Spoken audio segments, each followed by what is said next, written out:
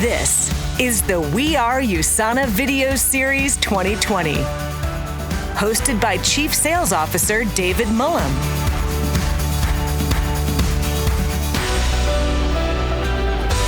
Episode 3 starts now.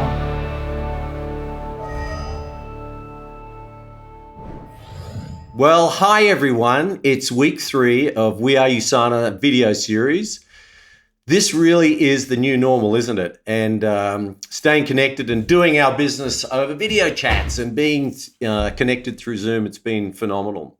Since this is what we are all doing now, I thought we could start off this week's episode with a few tips to make your video conferencing and your video calls look as good as mine. Very savvy. You look very nice. Thanks. All right. But we might need to fix that. Is that a surfboard back there? Yeah. You might want to clean up your room just a little bit too, David. Oh, you can't be serious. Like this, we'll move this a bit. Yeah, just move that just a little bit. Just a little bit back. Yeah, there you go. What about this, all right? That's perfect. We may want to fix your frame just a little bit. Can you put your computer up a little bit, put some books under it or something so we... Yes, I have 2 books available, Crushing It and Mindset. Mindset is probably... These guys are so bossy. Okay, how's that? Oh, that's perfect. Okay. What about the lighting, you guys? Does that look good? Is that a lamp on your table, David? Yes, there's a lamp on my table. Okay. I think that's maybe a little bit much. Maybe push it back just a little bit. Is that okay? Yeah, okay. Can you tap your mic, make sure we're getting the right mic on there? Yeah, select a microphone. So I actually got that right. Well, you sound beautiful. Look amazing. That'll be my phone. Who is calling? David, could you silence your phone, please? I think we're ready. Ready, David? Ready. Action. What am I doing? You have a script? That's it. That's all. Did anybody send you a script? So now you get an idea of what I have to put up with the USANA Home Office Studios team, just giving me a hard time. But look, it's worth going to the trouble, helps bump up your video chats to the next level, will help you with credibility because people will take you more seriously, even though I'm doing it in my shorts.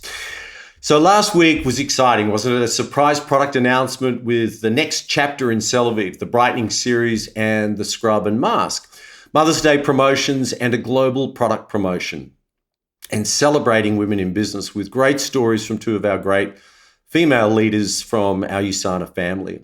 This week, I have to say we're bumping it up another notch. It's really exciting. Coming up in a bit, Dr. Wentz and Prudence will join us from their home, and Dr. Rob Sinnott is going to take us back to the Future Lab. But first, it's always great to hear from our Chairman and CEO, Kevin Guest. So our Executive Vice President of Communications, Amy Harron, caught up with Kevin to ask him the questions many of you have been asking. Amy, I'm watching your shot and make sure it's up to par. Great. Make me nervous right off the bat. How's this, David? I might have had a little help from the USANA Studios team, but we won't tell David that. For USANA employees around the world, we recently initiated a weekly chat with the executive team to talk candidly about the current world situation and to get a little personal with our leadership who are guiding USANA. We call it 3 Questions with whomever we are interviewing this week. We thought we could invite in all of you on this week's session. And since it just happens to be with USANA's chairman of the board and CEO, we're beefing it up to 5 questions with Kevin Guest. Hi, Kevin. Hi, it's been Amy. I think 2 months since we've been in the same room together. How are you doing? I'm doing great. How are you? Good. Hey, that does not count as my first question. I hope we realize that. So I'm glad things are going well. To get things started, I know you have been heavily involved in the Direct Selling Association, Board of Directors, as well as the CEO Council for the World Federation of Direct Selling Associations. How do you think current world events will affect the direct selling industry as a whole? Well, what I've seen and been witnessing from an industry perspective is that our industry is very well positioned to respond for what's happening in the world. We're used to working from home. We're used to utilizing technology, and it's been a focus at USANA for the last several years, technology, and it's very fortuitous that we are very well positioned and somewhat ahead of the game from a technology perspective so that we can continue to function and operate at a very, very high level. The industry as a whole is also responding well. Products in the direct selling space have been very well received, and we're seeing many companies see record growth at this time, as well as us here at USANA. We're seeing some great activity around the world. Where is USANA headed? What opportunities do you think we have right now? So what I can say is our vision has only expanded to the healthiest family on earth. And now more than ever, health is more of a topic on people's minds. And so we've become more and more relevant in today's marketplace. We are still headed in the direction we started last year, which is we are working on new products to launch, which will be coming soon. We're still working on our foods manufacturing facility, which is online and on track, and we're excited about that. And we're looking for new ways to help the customer experience be even that much more robust as we utilize technology. Something that has been a huge benefit for us as it's forced us into utilizing technology from a customer service perspective, from an interaction perspective with our associates globally. An example is usually I jump on an airplane and fly halfway around the world to have a meeting.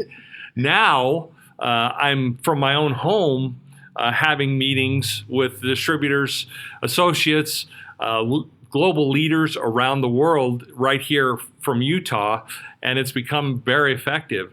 And so I see this as a great opportunity for us to expand and utilize technology in a better way, but also for us, it's been a good test for our systems and how do we respond and how do we react as a company in the midst of a global pandemic. And I'm pleased to announce and proud to say that everybody from top to bottom has responded very well, from our associate and customer base to our employees, and everyone is every bit, if not more, as engaged as they were before this all started. What lessons do you think we can all personally take away from this current experience? Or have you had sort of that thought yourself where you're like, you know what, I'm taking this with me? So one thing that most people aren't aware of is I've taken a little bit of time off for some self-care, something I haven't done in my entire career. Usually I'm taking the family on a vacation or doing some other things, and I have really set a goal during this time to take care of myself mentally as well as physically. And so I would encourage everybody just to take an inventory of yourself and utilize this time where we might have some extra downtime, where we're not commuting or doing other things, and identify a few things for yourself that are for you. Be selfish. Selfish is usually a negative term, but in this context, I think it's very positive. For me, it's been positive. I probably, over the last 2 months, I think I've read probably 8 or 9 books. I have doubled down on my exercise and set some new exercise goals because now with some extra time, I can get out and walk. I can walk around the neighborhood. I can exercise and be very conscious about what I'm eating and how I'm just holistically looking at myself. So my advice would be take an inventory of yourself, but most importantly, take action and pick 1 or 2 things that you can do in this unique time that you normally probably wouldn't do, and then put an action plan together and get to work. I know you're always reading something amazing. I have so many books and articles that you've passed on to me over the years. Is there a book that you have read or that you're reading now that has really had a big impact for you? And can you tell us a little bit about it? Yeah, a book I've actually read. I'm on my 3rd time reading it within the last probably 6 weeks. Wow. And the book is called The Reality Slap. It's by Russ Harris, and it's about when life hurts or when life punches you in the nose or whatever, how do you react in a healthy way? And it's been so impactful on me, specifically because of the time we're in and the challenging times we're in, because I think reality has slapped many people across the face during this time, and how to in a healthy manner deal with those kinds of issues as they come up has been very, very important for me, but also for other friends and family members who might be having challenging times. It's helped me come up with and learn how to communicate more effectively and more properly. One of the techniques that's in the book that I learned, it's called SRB. S stands for stop, R stands for refocus, and B stands for breathe. And so if you're slapped in the face with something that stops you in your tracks, if you'll just stop and ground yourself and become present. And so the way I do that is I stop if I'm feeling anxiety from something that's happened. I look around the room and I start naming things. Oh, there's a red car. Oh, there's a blue this, there's that, and I'll name it out loud. And within a few seconds, you're automatically present and you're grounded. Another good grounding technique is to close your eyes and listen for sounds and start naming the sounds. Like, oh, I hear a clock. I hear the wind. I hear the this, I hear the that. And within a matter of just a few minutes, you'll be present and grounded, which is the stop aspect. Then the refocus is to really be curious about the feelings that you're feeling, and don't try and put them away. Don't try and brush them aside, but really accept the feelings that you're feeling, and just think about it and be curious and just kind of live in it for a minute. And then as you're doing that, you go into breathing. And the breathing technique that I learned, it wasn't in this book, but I learned it from another book. Well, it's called the 4-7-8. Okay. So you breathe in for 4 counts, you hold it for 7 counts, and then you breathe out for 8 counts. And you do that 4 times. And you'll find if you just do the stop, refocus, and breathe, when life slaps you in the face, that you will be more calm. You'll be putting more oxygen into your system and your body. Your brain will function more clearly, and you'll be able to then settle down and have the opportunity to make a better, more calm decision regardless of what's happening around you. Wow, that's amazing. Yeah, you could use that in an emergency or just if you've gotten some bad news or something. I think that's fantastic. Most people who know you love music and that you're a lifelong musician. I'd love to know what albums or bands you like to listen to when you want to relax a little or boost your mood, maybe calm down a bit. There's one that I listen to actually at night. I'm trying to do a meditation every night before I go to sleep. And this really gets me kind of in a great space. And it's a guy who plays the electronic harp. He's German. His name is Andreas Vollenweider. It's just beautiful, relaxing music. And so that's one that I listen to a lot. Another person that I listen to quite a bit is James Taylor. Mm-hmm. And James Taylor has a release out that many people aren't aware of. And the title of the album is called Covers. And what it is it's James Taylor covering his favorite hits. And again, the production quality is off the charts great. And it's just a really, really good, easy listening album that gets me relaxed and helps me calm down.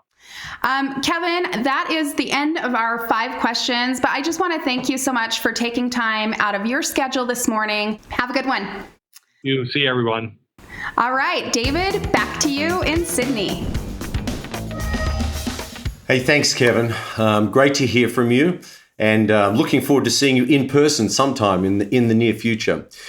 Hey, it's my pleasure to toss over to Dan Mazuga, who, of course, is our Chief Communications Officer and leads our marketing group globally. And great to have Dan with us, and he's going to have a conversation with Dr. Wentz and Prudence. Over to you, Dan. Well, we are very excited to have 2 very special guests with us here today. Please welcome Dr. Wentz and Prudence. Hello to you both. Thank you. Hey, Dan. Well, hi, Dan. It's great to have you on video. Well, I like hearing you. Seeing you is very good as well. So And I've known you for many, many years, but I have to tell you, I don't think any of us have ever experienced anything like what's going on in the world today. But not just as, the global economy, but also our USANA family. I just wanted to ask you a few questions, Dr. Wentz. I know the deep love you both have, actually, I should say, and Prudence as well, for our associates all over the world. And oh, yes. I'm amazed with our associates' resiliency when you consider what's going on and you still look at the health of the company. What words of encouragement would you like to offer to your USANA family? Well, we have the most wonderful people in the USANA family, and I'm so proud of what I'm seeing and hearing of what they're doing in dealing with this global crisis. I would say just to continue doing what they're doing, because as Dr. Wentz said, we're hearing great things. Luckily, with technology, they are able to be in touch with each other, their leaders, they can call their mentors, which allows them to continue to be able to work and communicate. There's nothing more exciting than that. The fact that it happened at this time, this place, we are the USANA family, and they're doing a great job. And we both really missed not being able to be in Seoul, as all of us are. That was very sad. But the fact is, we're able to communicate like this, and how great. Yeah, really we're seeing such exuberance of hope and positivity coming from the USANA family. And I can tell you're adding to it right now. I think a lot of us need that connection, and having both of you join us. This is special for me. I know we get to talk about business things over the phone, but I actually get to see you too. I want to know how both of you are doing with everything that's going on in the world today. We keep saying for this to happen, there's no other place in the world that we would rather be. This is our happy place. There's no doubt about it. But Dan, I have to tell you, so our new normal, some secrets that only you can hear. Oh, these are going to be good. I've been cutting Dr. Wentz's hair. This is the first. What do you think? It looks pretty good. I got out some shears. She borrowed these sheep shears from her Pilates trainer. And you can only imagine how comical it was with Dr. Wentz telling me how I should be doing his hair. So we started that. No, go this way. No, go that way. Anyway, I haven't let him do my hair yet, but we might be getting there pretty soon. Yeah. As well as, and I have to say, he is the best toilet bowl cleaner that you will ever find. Only Dr. Wentz would make a job out of cleaning the toilet bowls. A microbiologist knows how to clean well. Well, you probably could eat off those floors in that bathroom. Right? Yeah, exactly. As well as, I think the one other thing that's been pretty big change in our life, because Dr. Wentz and I both enjoy eating out, is that I'm doing a lot of cooking at home, which actually has been quite fun.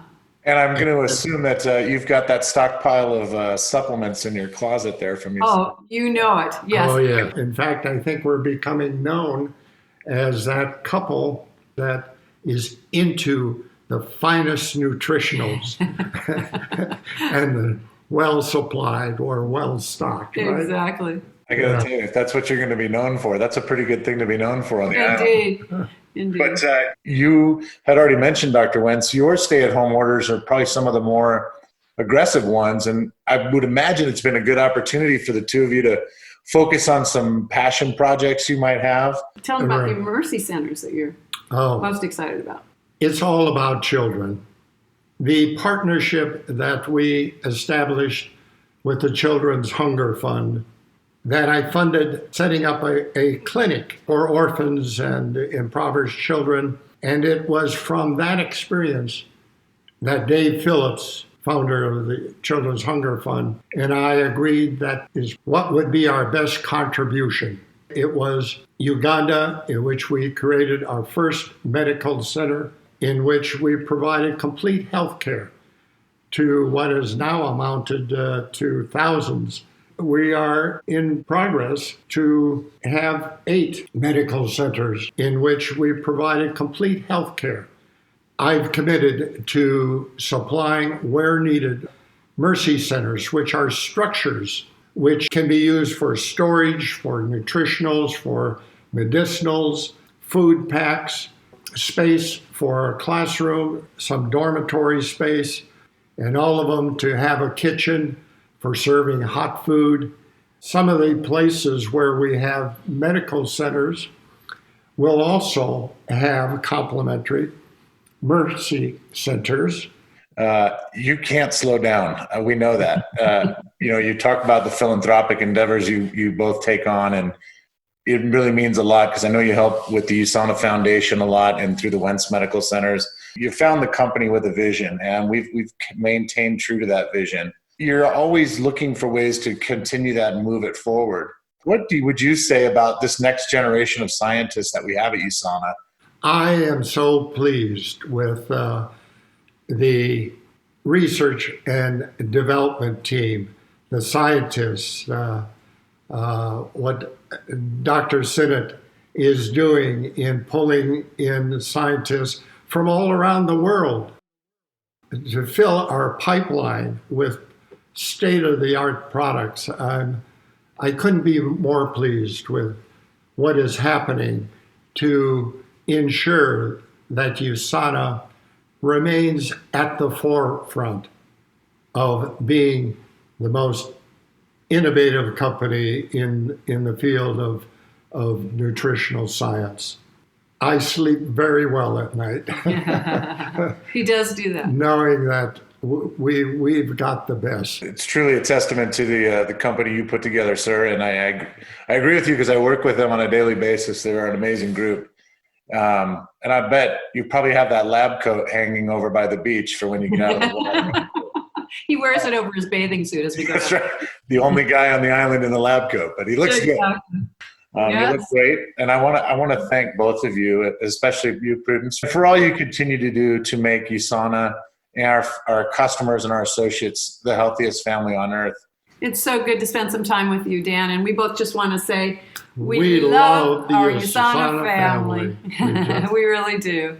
David, back to you in Sydney. Hey, thanks, Dan. And special thanks to Dr. Wentz and Prudence for taking the time to be with us today. Wonderful conversation. As you just heard, the future of USANA is just so bright. And we're really excited about all of the things that are happening around the world, especially in the research and development part of our business. With more than 85 full-time USANA scientists and technicians hard at work around the world, we continue to develop and launch incredible forward-thinking products. And so we've got a special treat for you today to give you a little peek at some of the things we're working on. Here is Chief Science Officer and definitely the grooviest guy in the USANA family, Dr. Rob Sinnott. Hey, Rob. What on earth are you doing? Whoa. Hey, David. Welcome to the kitchen. Cool. These things are under immense heat and pressure to extract those coffee beans. So the world's taken an unexpected turn. But I just want to let everybody know that the USANA Research and Development team is still working hard to take care of the everyday issues.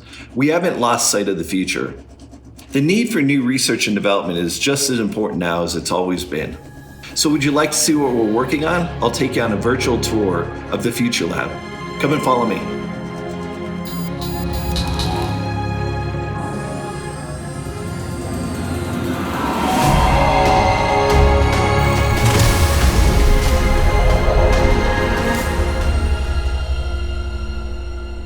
All right, I'm back in the lab now, at least digitally. And before we check in with some of our scientists, I want to show you something. Let me share my screen. This is the R&D development process. Look at all the steps we have to take before we can launch a product. It's like a funnel. We could start with 200 products that are ideas, and as it goes through this pipeline, it whittles down to, say, 10 products that are ready for launch. The brightening series that Ashley talked to you about last week went through the same pipeline. Product launches start with an idea, which leads to a complicated ideation process. Ideas can come in from anywhere. They can come in from R&D, they can come in from marketing. Even the local markets contribute ideas to the process. These ideas need to be reviewed and approved by management. Many ideas get rejected or go into what we call our backlog file. But some of them are given the go-ahead to enter into the R&D design space, where preliminary prototypes and pilot formulas are developed. And then they go into the pantry. And no, it's not the same pantry with your cereal and your bread. It's called the R&D pantry, and it's where we put ideas that are ready to launch, but we don't have a timeline for launch yet. And there's lots of products that are actually in our pantry right now. Next, we figure out the market interest, the feasibility, and we develop timelines and launch plans. And we scope out all the phases of development. And lastly, we create the deliverables outlined in the scope. Then after months, sometimes even years of development, it's finally time to launch. So how about we check in with some of the members of the team and get a sneak peek at the kind of products that they're working on right at this very moment. So I'm going to just invite them to this video call. So here's our Director of New Product Research and Development, Dr. Rachel Brewer. Hi, Rachel. Hey, it's great to see you, Dr. Sinnott. And here's our Director of Product Research and Development, Kei-Jun Ko. Hi, Dr. Sinnott. How are you? Doing great, thank you. And where's Dr. Medella, our Executive Director of Global Health Education and Nutrition Research? Oh, wait, there he is. Hi, Dr. Medella. Hello, everyone. I'm so happy that we are all here together. Yeah, we're all back together again. So let's start with Rachel. So Rachel, what's new in the realm of microbiome research? So I'm currently working to understand the role of the microbiome in health, both the overarching human microbiome, but also all of the individual microbiomes, because every region of the body has its own specialized microbiome. That's why we have different probiotics for the gut and the mouth. But other parts of the body have their own microbiomes too. And also different people have different microbiomes. Research has shown that your microbiome changes from when you're a baby to a child to an adult and into an older adult. And we're also working with outside researchers at universities to do clinical studies of ways to impact the microbiome. So what type of products do you think could be developed out of this research? Oh, lots of new products could come from this, including new probiotics, new pre- and postbiotics, new ways to impact the microbiome and nudge it towards health, and even new ways to understand and evaluate what health means to the microbiome. Because believe it or not, researchers are still trying to understand what a healthy microbiome even is. Could this research actually produce more than one product? Oh, that's one thing that's so important about microbiomes. They're linked to so much. So we're working on probiotics for different people, a variety of ages, and all different types of microbiomes. So this could lead to probiotics such as for women's health, maybe for skin health, or even infant and toddler health. Wow. So again, we have to remind the audience that these are just possibilities for the future, but we want to share with you because we want you to see how exciting the potential is for future products. And Kei-Jun, you headed up the recent launch of the much anticipated Celavive Brightening Series in scrub and mask, but you're not done with skincare research by any means and product development. So what kind of research has you the most excited right now? Yes. So we have been researching postbiotics and skin health. Postbiotics are not the live bacteria, but the byproduct or metabolites, produced by good bacteria. They are mostly fermentation liquid itself or small molecules, extracted from fermentation liquid or lysate, debris, of bacteria cell walls. And this is a relatively new concept in the personal care industry. A study has been showing that the healthy microbiome strengthens your skin barrier and lock-in hydration, while also inhibiting infections and inflammation. Postbiotic skincare products are expected to support nurturing a good skin bacteria and rebalance skin microflora. So I'm looking for a safe yet effective postbiotic materials to include in suitable topical applications. Wow, Kei-Jun, that sounds highly technical. So can you tell us what kind of benefits would that have for our future customers? So these postbiotics products should help those who do not simply fall into the category of dry, normal skin, oily, or a combination skin type, but rather those who are seeking relief from particular skin problems. So Kei-Jun, you and your team are doing phenomenal work in the skincare area, so please keep it up. And as you can see, Rachel and Kei-Jun spend a good chunk of their time on the ideation phase of product development. But before a product can launch, it has to go through clinical studies that support it. And that's where Dr. Medela and his team come in. So Dr. Medela, what kind of things are you working on right now? Thank you, Dr. Sinot. Last year, we completed the acute study for Copoprime Plus.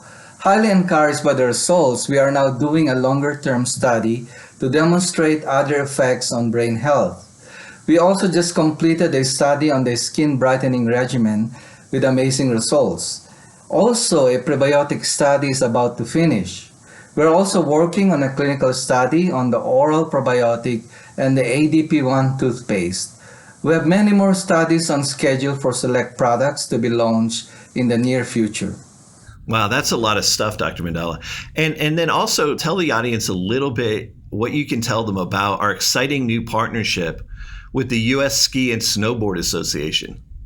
The U.S. Ski and Snowboard is a very prestigious national governing body for Olympic skiing and snowboarding. The organization provides global leadership and direction for skiers and snowboarders all over the world. The projects with the association will include cognitive as well as immune health research using the USANA products. Wow, that's exciting. So Dr. Medela, Kei-Jun, and Rachel, the work you and your teams do is so necessary, and I just want to tell you how much we appreciate you, the audience appreciates you, our customers appreciate you. So thank you for taking time to give us a little peek into your world. Thank you very much. Again, this is a small glimpse at the kind of research that we're doing and some of the potential products that could come out of it. And believe me, you'll be the first to know when we have other products that have made it all the way through the funnel and are ready to launch. In fact, I think we may have something big to talk about at the Americas and Europe live streaming event this August, so stay tuned for that. But for now, we're headed back to the lab, so David, back to you.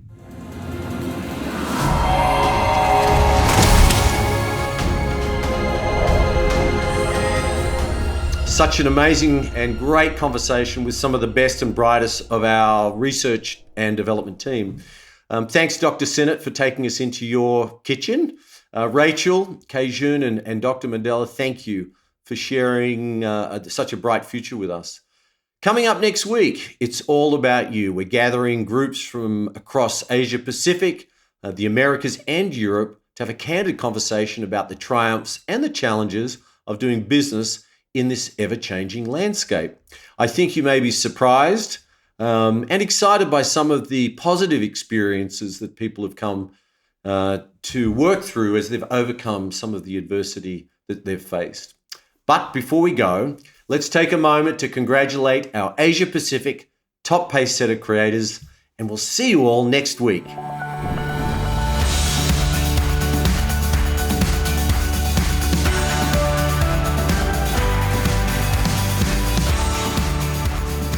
Diamond Director, Natpantacha Chai Si Riru Ji Rada. Gold Director, Kitty Ng. Ruby Director, Prapa Pitaksa. Executive Ruby Directors, Steve Wang and Yoke Keen. Diamond Directors, James Tan and Susan Leem. Executive 8-Star Diamond Directors, Ada Chai and Jeff Ng. Ruby Directors, Priya Newt and Charn Chai Kila Pang. Executive 11-Star Diamond Directors, Shungja Park and Hak Bum Pune. Executive 1-Star Diamond Director, Emmanuel Chang. Executive 2-Star Diamond Directors, Jasper and Stutz Clarina. Diamond Director, Jia He. Gold Directors, Yoko Lee and Raymond Ng. 1-Star Diamond Directors, Ramil and Levi Asilo. Executive 6-Star Diamond Director, Hyunjin Kwan. Executive 1-Star Diamond Director, In Suk Choi. Executive 5-Star Diamond Directors, Shongjin Lee and Jae-Eun Jong. Executive 2-Star Diamond Directors Juwang Sao Ying and Winston Jaya. Diamond Directors Holly Wu and Yen Su. Ruby Director Mari Chris Chu Sarmiento. Gold Director Chen Tao. Executive 8-Star Diamond Directors Lei Wu and Susan Su. Ruby Director Lincoln Lean. Executive 17-Star Diamond Directors Bill and Jenny Huang. Executive Ruby Directors Edwin and Josephine Khan. And the #1 top pay setter, Diamond Directors Dr. Jarun Sak and Nuch Sarah Atsawat Metapan. We are USANA. Thanks for watching.